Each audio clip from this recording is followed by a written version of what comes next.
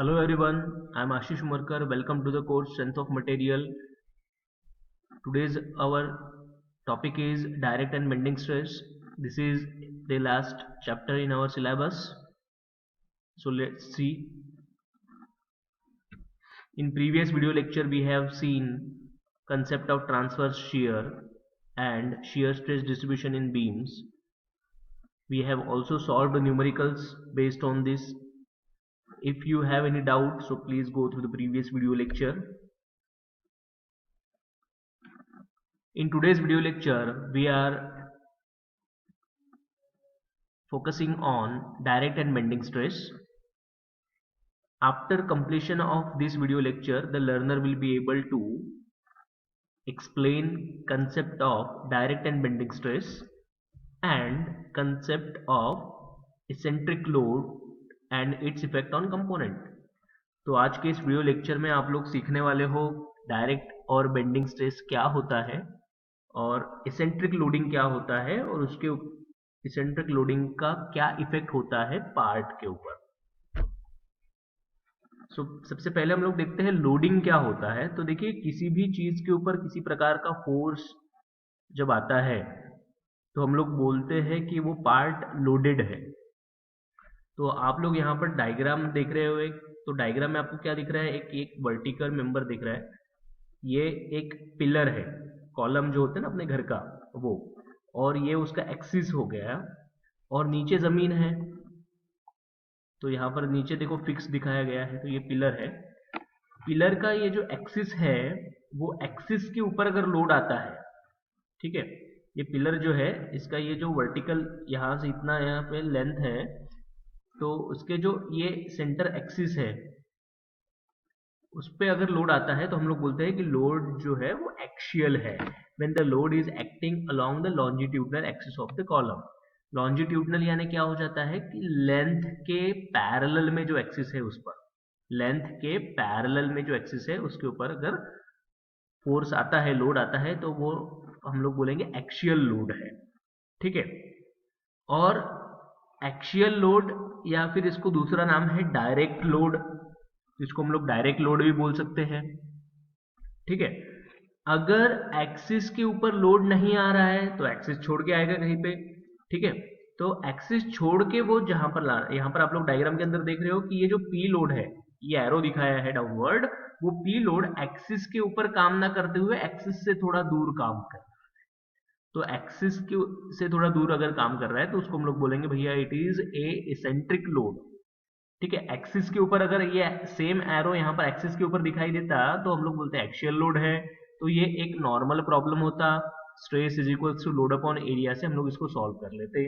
But axis छोड़कर ये force दिख रहा है आपको यहाँ पर, कितना दूर एक्सिस से कितना दूर है, वो ई डिस्टेंस पे है, ई डिस्टेंस। तो ये ई जो है वो कहलाता है इसेंट्रिसिटी, ठीक है ना।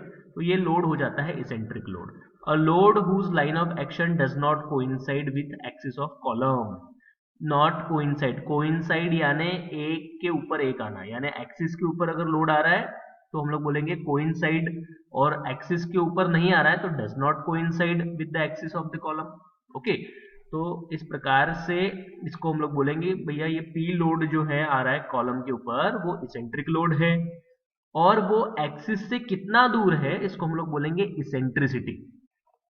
The horizontal distance between the longitudinal axis, ये जो एक्सिस है वो लॉन्जिट्यूडनल एक्सिस है, of the column and line of action of load. Line of action यानी लोड जो लाइन में काम करता है, स्ट्रेट लाइन में काम करता है लोड, तो ये लोड का लाइन और एक्सिस इन दोनों के बीच का जो डिस्टेंस है उसको हम लोग बोलते हैं इसेंट्रिसिटी। अगर एक्सियल लोड होता तो इसेंट्रिसिटी की वैल्यू कितनी रहेंगी, एक्सियल लोड में इसेंट्रिसिटी की वैल्यू रहेंगी 0, ओके। सी यहाँ पर फिर से मैंने कॉलम बनाया है, कॉलम के एक्सिस के ऊपर लोड आ रहा है यानी ये एक्सियल लोड हो गया। जब एक्सियल लोड आता है तो ये कॉलम का जो बेस होता है ना, ये बेस में यहाँ पर लोड जो आता है वो एक जैसा लोड आता है, ये कॉर्नर से लेके ये कॉर्नर में एक जैसा। आप लोग देख रहे हो यहाँ पर डायग्राम बनाया हुआ है कि ये कॉम्प्रेसिव फोर्स आ रहा है कॉलम के बेस में, और यहाँ पर हर जगह पर वो सेम है। बट क्या हो अगर ये फोर्स यहाँ पर एक्सिस पे काम ना करते हुए इसेंट्रिक फोर्स बन जाए, इसेंट्रिक लोड बन जाए। तो यहाँ पर देखो डायग्राम बनाया है, कॉलम ये डायग्राम के अंदर नीचे बेस है आपका, ये एक्सिस है और एक्सिस से थोड़ा दूरी पे ये लोड काम कर रहा है, ठीक है ना। अभी जरूरी नहीं है कि हर बार कॉलम के सेंटर पे ही लोड आए, सेंटर से थोड़ा दूर भी आ सकता है। तो यहाँ पर केसेस बताइए। पहला जो है डायरेक्ट स्ट्रेस हम लोग बोलेंगे जब, ये पहला केस है जहां पर ये इसेंट्रिसिटी का वैल्यू आ जाता है 0। इसेंट्रिसिटी का वैल्यू कितना रहेगा 0, यानी ये लोड जो है वो इसेंट्रिक लोड नहीं है, एक्शियल लोड है। तो ये आपको सिर्फ डायरेक्ट स्ट्रेस दिखेगा इसके अंदर, ठीक है। फिर ये प्रॉब्लम जो है सिर्फ डायरेक्ट स्ट्रेस, साधा स्ट्रेस जो हम लोग स्टार्टिंग के पहले चैप्टर में पढ़े थे, लोड अपॉन एरिया, वो हम लोग इसको सॉल्व कर लेंगे उसकी मदद से। जब आप लोग देखते हैं कि इसेंट्रिसिटी का वैल्यू थोड़ा बढ़ गया है, ये लोड जो एक्सिस पे काम न करते हुए थोड़ा बाजू में सरक गया है, तो बेंडिंग स्ट्रेस भी आ जाता है। डायरेक्ट स्ट्रेस के साथ और कौन सा स्ट्रेस आएगा, बेंडिंग स्ट्रेस। तो आप लोग यहाँ पर देखेंगे कि ये एक्सिस से ये जो साइड में गया हुआ है, वो साइड में आपको ये डाउनवर्ड एरोज दिखाने हैं। इसका मतलब होता है कॉम्प्रेसिव फोर्स और कॉम्प्रेसिव स्ट्रेस, और जो ये अपवर्ड एरोज है उसका मतलब होता है टेंसाइल स्ट्रेस। जब लोड एक्सिस पे काम करता है तो कॉलम के बेस में सिर्फ कॉम्प्रेसिव स्ट्रेस आता है। जब एक्सिस छोड़ के काम कर रहा है, एसेंट्रिक लोड जब बन जाता है, तो कॉलम के कुछ हिस्से में कॉम्प्रेसिव स्ट्रेस आता है, कुछ हिस्से में टेंसाइल स्ट्रेस आता है। Compressive stress and tensile stress. जब कॉम्प्रेसिव स्ट्रेस और टेंसाइल स्ट्रेस आ जाता है तो उसमें बेंडिंग स्ट्रेस वहां पर आपको कैलकुलेट करना पड़ता है। दोनों स्ट्रेसेस एक साथ आ रहे हैं ना, कॉम्प्रेसिव एक साइड में कॉम्प्रेसिव आ रहे हैं, डाउनवर्ड एरो है ना कॉम्प्रेसिव, अपवर्ड एरो है ना टेंसाइल, तो यहाँ पर आ जाता है बेंडिंग स्ट्रेस। तो बेंडिंग स्ट्रेस आपको यहाँ पर कैलकुलेट करना पड़ेगा, ठीक है ना। और लास्टली आप लोग देखोगे एक कंडीशन ऐसा भी आ जाएगा कि उसमें कॉम्प्रेसिव स्ट्रेस आ रहा है, बट एक साइड में थोड़ा ज्यादा कॉम्प्रेसिव स्ट्रेस आ रहा है और एक साइड में थोड़ा कम कॉम्प्रेसिव स्ट्रेस आ रहा है, ठीक है ना। एक साइड में थोड़ा ज्यादा कॉम्प्रेसिव स्ट्रेस आ रहा है, एक साइड में थोड़ा कम कॉम्प्रेसिव स्ट्रेस आ रहा है। तो ये एक उसका कंडीशन है। तो टोटल कितनी कंडीशन हो गई, 3 कंडीशन। एक पहले इसमें क्या आ रहा है, सिर्फ डायरेक्ट स्ट्रेस आ रहा है, दूसरे इसमें टेंसाइल स्ट्रेस और कॉम्प्रेसिव स्ट्रेस दोनों आ रहा है, और तीसरे हिस्से में क्या आ रहा है, रिजल्टेंट स्ट्रेस हम लोग बोलेंगे, जिसमें जो है एक साइड में आता है मैक्सिमम और एक साइड में मिनिमम। तो यहाँ पर क्या होता है, डायरेक्ट स्ट्रेस जो था और बेंडिंग स्ट्रेस जो था, तो मिनिमम वाला जो रहेगा उसको डायरेक्ट स्ट्रेस में से सिग्मा ओ में से हम लोगों ने सिग्मा बी माइनस कर दिया, और मैक्सिमम वाला sigma O plus sigma B हो जाएगा। ठीक है, कैसे आता है ये हम लोग आगे देखते हैं। आपको फिलहाल ये स्लाइड में ये डायग्राम्स याद रखनी है, 3 डायग्राम बनानी है। ये कॉलम है अपना, ठीक है, इसेंट्रिक लोड दिखाया है। उसके बाद आपको लिखना है डायरेक्ट स्ट्रेस जो है सिग्मा ओ से डिनोट किया जाता है, और उसका फॉर्मूला है load upon area, direct stress, ठीक है। और एक होता है बेंडिंग स्ट्रेस, ये हम लोगों ने बेंडिंग स्ट्रेस टॉपिक पढ़ा हुआ है, उसमें से निकाला हुआ है कि it is M by Z, वो होता है एम बाई जेड, ठीक है। When a short column is subjected to axial compressive force, only direct stress is produced. जब एक छोटे कॉलम के ऊपर एक्शियल कॉम्प्रेसिव फोर्स आता है तो सिर्फ डायरेक्ट स्ट्रेस ही आएगा, that is sigma O is equal to load upon area. ये हम लोगों ने अभी देखा है कि एक्शियल लोड अगर है तो कॉम्प्रेसिव स्ट्रेस आएगा सिर्फ। Eccentric load produces both direct stress and bending stress. Eccentric load की वजह से डायरेक्ट और बेंडिंग स्ट्रेस दोनों आता है। अगर इसेंट्रिक लोड ना हो तो डायरेक्ट स्ट्रेस और बेंडिंग स्ट्रेस नहीं आएंगे, ठीक है ना।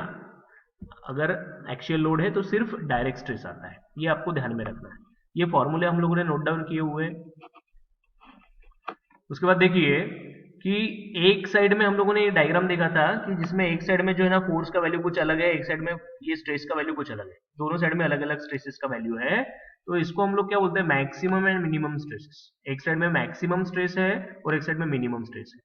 Column is subjected to eccentric load. The edge of the column towards the eccentricity will be subjected to the maximum stress and the opposite edge will be subjected to minimum stress. ठीक है ना। यहाँ पर क्या बोला जा रहा है कि जो साइड में स्ट्रेस लोड काम कर रहा है ना, वो साइड में स्ट्रेस का वैल्यू रहेगा मैक्सिमम और अपोजिट साइड में स्ट्रेस का वैल्यू रहेगा मिनिमम। ये आपके ध्यान में आना चाहिए कि जो साइड में लोड है वहां पर मैक्सिमम रहेगा स्ट्रेस का वैल्यू, और जो साइड में नहीं है वहां पर मिनिमम रहेगा, ठीक है। तो मैक्सिमम स्ट्रेस क्या होता है, ये होता है direct stress plus bending stress. Direct stress अपना सिग्मा ओ है और सिग्मा बी है बेंडिंग स्ट्रेस। सिग्मा ओ होता है पी बाय ए और बेंडिंग स्ट्रेस है एम बाई जेड। तो आप लोग यहाँ तक ध्यान में रखें, sigma max is equal to sigma O plus sigma B या P by A plus M by Z. ये नीचे की स्टेप में मत जाओ, ठीक है। मिनिमम स्ट्रेस क्या हो जाएगा, सिग्मा मीन, और यहाँ पर माइनस करना है आपको, साइन ध्यान में रखिए। मैक्सिमम में क्या हो जाएगा, एडिशन हो जाएगा दोनों का, और मिनिमम में क्या होगा, सब्सट्रैक्शन हो जाएगा। तो आपको क्या करना पड़ेगा, ये प्रॉब्लम्स के अंदर सिग्मा ओ का वैल्यू कैलकुलेट करो, सिग्मा बी का वैल्यू कैलकुलेट करो, दोनों को ऐड करवा दो तो सिग्मा मैक्स मिल जाएगा, दोनों का सब्सट्रैक्शन करवा दो तो सिग्मा मीन मिल जाएगा, ठीक है ना। तो ये इस प्रकार से। अभी इसके अंदर देखो z होता है अपना सेक्शन मॉडुलस, सेक्शन मॉडुलस होता है moment of inertia upon y हम लोगों ने देखा था बेंडिंग स्ट्रेस के प्रॉब्लम्स में। उसके बाद m जो है वो है मोमेंट, और p जो है वो फोर्स है, और स्मॉल e जो है ये इसेंट्रिसिटी, ठीक है। तो ये इसको न्यूमेरिकल्स के अंदर कैसे सॉल्व करना है वो हम लोग देखेंगे। आपको सिर्फ इतना याद रखना है, सिग्मा मैक्स जो है वो p by A plus M by Z, sigma mean जो है p by A minus M by Z. Stress distribution diagrams आपको याद रखनी है। जब कॉलम के एक्सिस के ऊपर लोड आता है तो आपको इस प्रकार से डायग्राम बनानी है, जिसमें आप लोगों को देखोगे कि एक जैसा स्ट्रेस आ रहा है, पूरे कॉलम के बेस में कैसा स्ट्रेस आ रहा है, एक जैसा। इसको हम लोग बोलेंगे stress variation diagram at the base of column. Column के बेस में जो स्ट्रेस का वेरिएशन हो रहा है उसकी डायग्राम्स हम लोग यहाँ पे निकाल रहे हैं, ये सेंटर में। फिर उसके बाद सेंटर से थोड़ा दूर हो गया तो आप लोगों को ये डायग्राम में थोड़ा डिफ्लेक्शन आ जाएगा, जो साइड में ये फोर्स खिसकेगा वो साइड में स्ट्रेस बढ़ते जाएगा और अपोजिट साइड में स्ट्रेस घटते जाएगा। फिर एक कंडीशन और है, और मैंने लोड को थोड़ा इसेंट्रिसिटी बढ़ा दिया, लोड को थोड़ा और बाजू में खिसकाया, तो स्ट्रेस का वैल्यू एक साइड में मिनिमम होते होते 0 हो गया, और लास्ट कंडीशन में ये निगेटिव में चला गया है, ठीक है ना। तो पहले हमारा सेंटर में था लोड, फिर धीरे धीरे धीरे उसको हम लोग को साइड में सरकाया, तो साइड में सरकाते सरकाते एक कंडीशन ये आया, फिर एक कंडीशन आया कि मिनिमम स्ट्रेस जो है 0 हो गया, और एक कंडीशन आया कि मिनिमम स्ट्रेस निगेटिव हो गया। तो कॉलम की कंडीशन में ये निगेटिव स्ट्रेस जो है वो टेंसाइल स्ट्रेस होता है, ठीक है। न्यूमेरिकल सॉल्व करते हुए हम लोग इसको देखेंगे। See this is an example of eccentric load. Again वो कॉलम था, अभी ये देखो सी क्लैम्प का यहाँ पर पिक्चर दिख रहा है, सी क्लैम्प ये सी शेप का दिख रहा है, यहाँ पर ये एक स्क्रू लगा हुआ है, यहाँ पर हम लोग इसके बीच में कुछ भी चीज पकड़ के उसको, सी का शेप दिख रहा है ये, और क्लैम्प मतलब क्या होता है, किसी चीज को पकड़ने के लिए इसको बनाया जाता है। तो यहाँ पर आप लोग ये स्क्रू को अगर घुमा दो तो ये किसी भी चीज को होल्ड कर सकता है, क्लैम्प कर सकता है। क्लैंपिंग करते वक्त अक्सर जो ये पोर्शन है सी क्लैम्प का, ये पोर्शन यहाँ से वो टूटने के चांसेस होते हैं, सी क्लैम्प। तो यहाँ पर देखो मैंने इसका एक इमेज दिखाया हुआ है, तो इसमें देखो अगर ये पोर्शन अगर टूट रहा है, पर यहाँ पर इसके ऊपर लोड नहीं आ रहा है, लोड आ रहा है यहाँ पर, टूट कहाँ रहा है, यहाँ पर टूट रहा है, और लोड कहाँ पर आ रहा है, यहाँ पर, यानी ये इसेंट्रिक लोड का एग्जाम्पल हो गया। जहां पर टूट रहा है वहीं पर अगर लोड आता है तो वो इसेंट्रिक लोड नहीं रहेगा, वो एक्सियल रहेगा, और जहां पर टूट रहा है वहां से थोड़ा दूर आ रहा है तो इसेंट्रिक लोड कहलाएगा।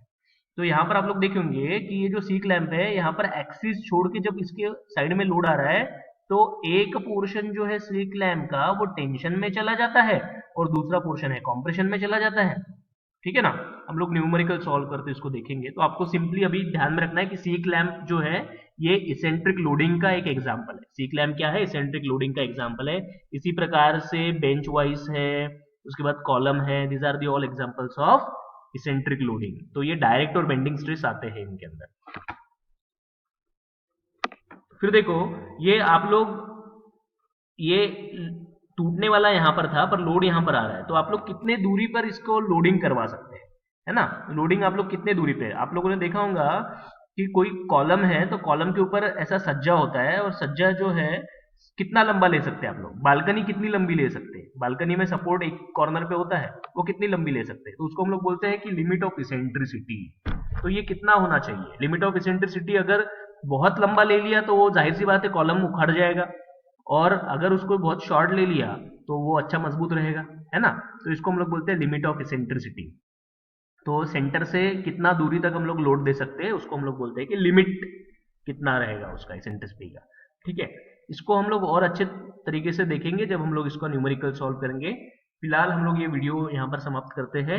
ये वीडियो के माध्यम से हम लोगों ने यूनिट आउटकम अचीव किया हुआ, identify machine component subjected to eccentric load justification with justification, और ये हमारा आज का टॉपिक था। These are the POs and PSO map through this video lecture.